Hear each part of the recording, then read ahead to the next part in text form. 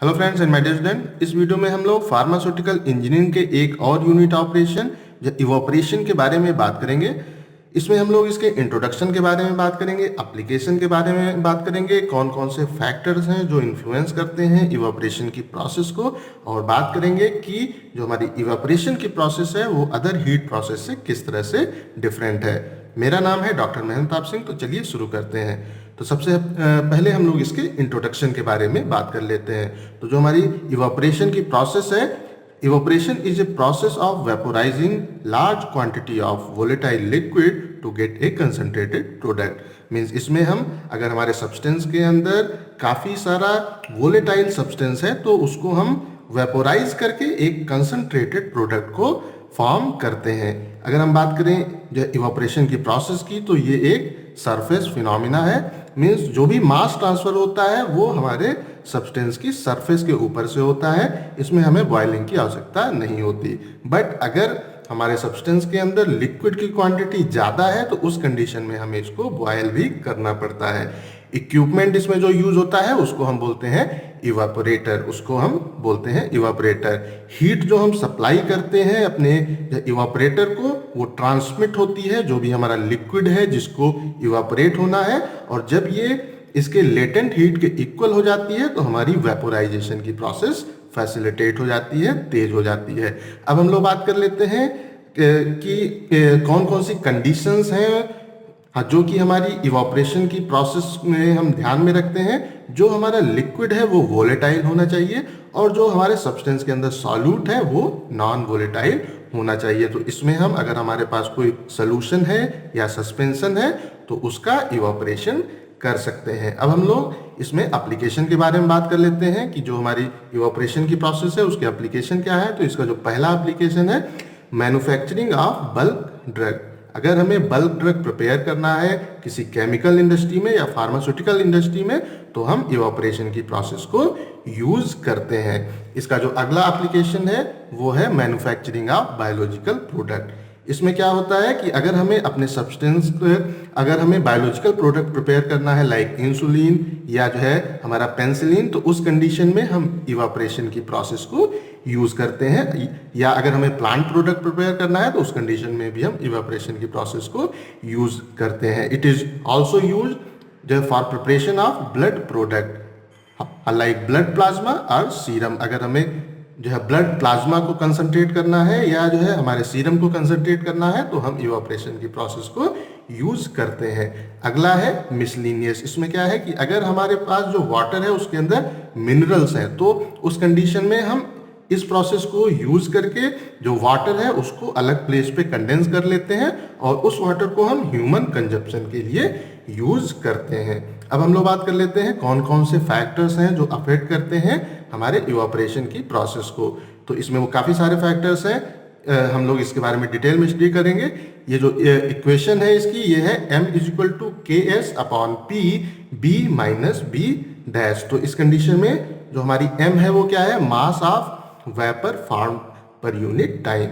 Means इसको हम rate of evaporation भी बोलते हैं। मीन्स पर यूनिट टाइम में कितना हमारी वेपर फॉर्म हो रही है। S क्या है, ये है हमारा जो surface area of liquid exposed. Means जो भी हमारा लिक्विड है उसका कितना सरफेस एरिया से इवापोरेशन होगा, ये हमारा कहलाता है S। उसके बाद क्या है P क्या है, एटमॉस्फेरिक प्रेशर। मीन्स जहाँ पे हम इवापोरेशन कर रहे हैं वहाँ पे एटमॉस्फेरिक प्रेशर क्या है उस पर डिपेंड करता है। जो B है वो क्या है, maximum vapour pressure at the temperature of air. जो हमारी एयर है उसके टेम्परेचर पे हमारे सब्सटेंस का जो मैक्सिमम वेपर प्रेशर है वो B कहलाता है। B डैश क्या है, pressure due to vapour of the liquid. जो वेपर फॉर्म हो रही हैं उनके कारण जो प्रेशर है वो B डैश कहलाता है, और K यहाँ पे कांस्टेंट होता है। तो अगर हम जनरली बात करें तो हमारा जो हीट ट्रांसफर है या मास ट्रांसफर है ये हमारे टेम्परेचर के ऊपर डिपेंड करता है। तो अब हम लोग एक एक करके जब इनके बारे में बात कर लेंगे। तो जो हमारा पहला फैक्टर है वो है टेम्परेचर।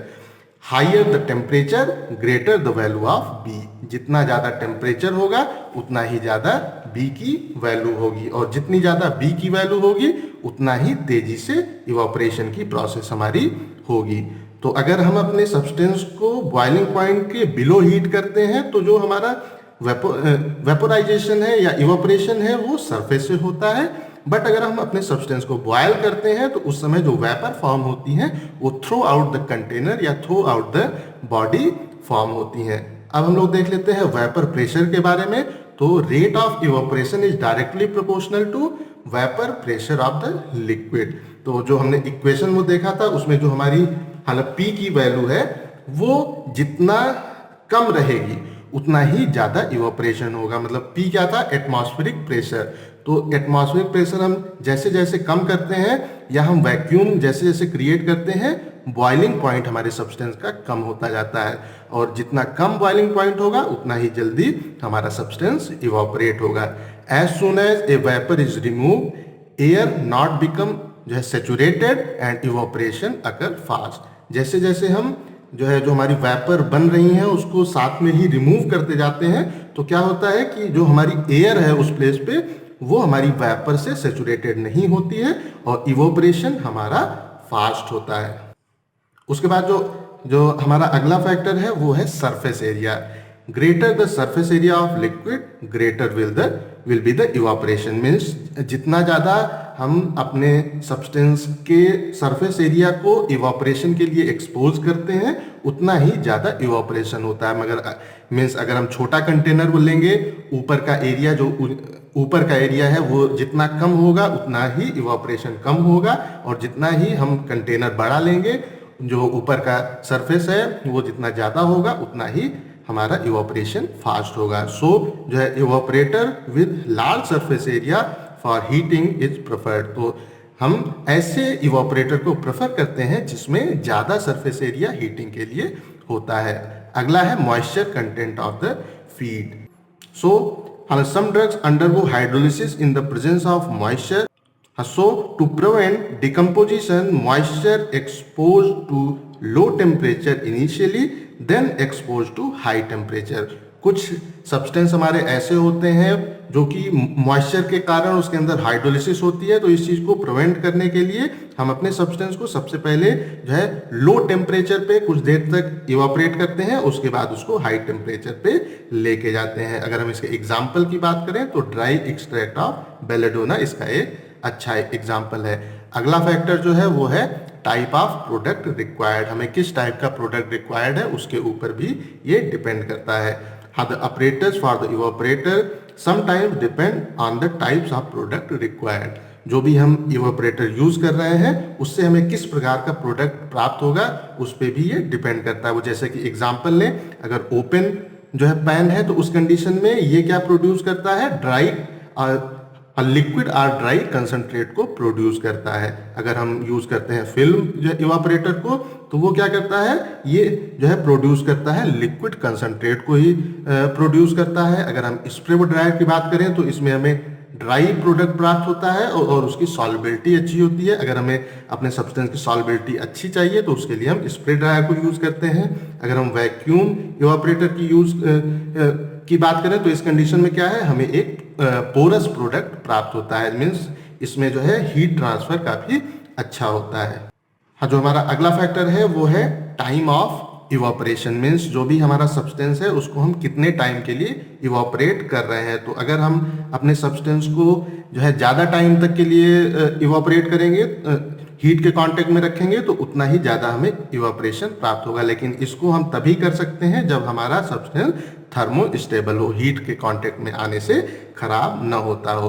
अगर हमारा सब्सटेंस हीट के कांटेक्ट में आने से खराब हो सकता है तो उस कंडीशन में जो इसको हम हाई टेम्परेचर पे शॉर्ट टाइम तक के लिए यूज करते हैं। और अगर हम इसके एग्जाम्पल की बात करें, इसके इक्विपमेंट के एग्जाम्पल की बात करें तो इसमें हम फिल्म इवापोरेटर को यूज करते हैं। इसमें क्या होता है कि जो भी हमारा सब्सटेंस है बहुत शॉर्ट टाइम के लिए हाई टेम्परेचर पे हम उसको लेके आते हैं और हमारा सब्सटेंस जो है इवापोरेट हो जाता है। और अगर वो सब्सटेंस थर्मोलबाइल भी है तो उस कंडीशन में भी उसके ऊपर कोई इफेक्ट नहीं पड़ता है।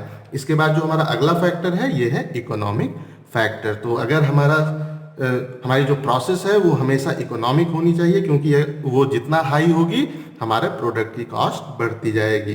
तो अगर हम इस कंडीशन में कहें तो जो भी इसको रिड्यूस करने के लिए मीन्स कॉस्ट को रिड्यूस करने के लिए हम जो भी हमारा सॉल्वेंट है अगर वो एक्सपेंसिव है तो उसको हमें जो वो रिकवर कर लेना चाहिए, उसको हमें और कहीं कंडेंस करके कलेक्ट कर लेना चाहिए। और अगर हमारा जो सब्सटेंस है मीन्स हमारा जो लिक्विड है वो एक्सपेंसिव नहीं है तो उस कंडीशन में भी अगर हम जो हीट उससे प्रोड्यूस हो रही है मीन्स हम एक एग्जांपल लें कि अगर उससे स्टीम बन रही है तो उस स्टीम को हम और हीट प्रोसेसेस में यूज कर सकते हैं। अब हम लोग बात कर लेते हैं क्या क्या वो डिफरेंस है जो है हमारे जो इवापोरेशन की प्रोसेस में और अदर हीट प्रोसेस में, तो इनको हम लोग देख लेते हैं। तो जो पहला डिफरेंस है वो क्या है, हाँ, इसका जो रेसिड्यू होता है वो एक कंसंट्रेटेड लिक्विड होता है, बट अगर हम ड्राइंग की बात करें तो उस कंडीशन में जो हमारा रेसिड्यू है वो सॉलिड होता है। अगर हम दूसरे डिफरेंस की बात करें तो इसमें हम कह सकते हैं कि जो भी हम इवापोरेशन की प्रोसेस कर रहे हैं उसमें कोई एक कंपोनेंट ही हम इवापोरेट करते हैं, मीन्स कोई एक लिक्विड ही हम जो है इवापोरेट करते हैं अधिकतर केसेस में। बट अगर डिस्टिलेशन की बात करें तो इसमें एक मिक्सचर ऑफ कंपोनेंट को हमें इवापोरेट करना होता है। अब जब हम इसको इवापोरेट कर रहे हैं तो हमें इसमें से जो भी कंपोनेंट है उनको सेपरेट करने की आवश्यकता नहीं होती है। अगर जो भी हमारा जो है इवापोरेटिंग लिक्विड है वो अगर उसके अंदर कंपोनेंट्स का मिक्सचर भी है तो उस कंडीशन में भी हम इवापोरेशन की प्रोसेस में उसको अलग नहीं करते हैं। बट अगर डिस्टिलेशन की बात करें तो उसमें हमको कंपल्सरी उसको सेपरेट करना पड़ता है। अगर हम इसके पर्पस की बात करें तो जो हमारी इवापोरेशन की प्रोसेस है उसका जो पर्पस है ये है कंसंट्रेटेड लिक्विड को प्राप्त करना। बट अगर हम क्रिस्टलाइजेशन से इसको कंपेयर करते हैं तो इसमें जो हमारा पर्पस है उसको हम कन्वर्ट करते हैं जो सुपर सैचुरेशन की कंडीशन में, जिससे कि हमारा क्रिस्टलाइजेशन प्रमोट हो सके। मीन्स इसमें क्या है, हमें कंसंट्रेटेड लिक्विड प्राप्त करना पड़ता है और इसमें हमें रिक्वायर्ड होता है crystals. Okay friends and my dear student, ये टॉपिक आप लोगों को समझ में आ गया होगा। कहीं पे भी कोई कमेंट करके पूछ सकते हैं। इस वीडियो को लाइक करें, अपने दोस्तों के साथ शेयर करें और ऐसे ही वीडियो देखने के लिए हमारे चैनल को सब्सक्राइब करना बिल्कुल भी ना भूलें। Thank you.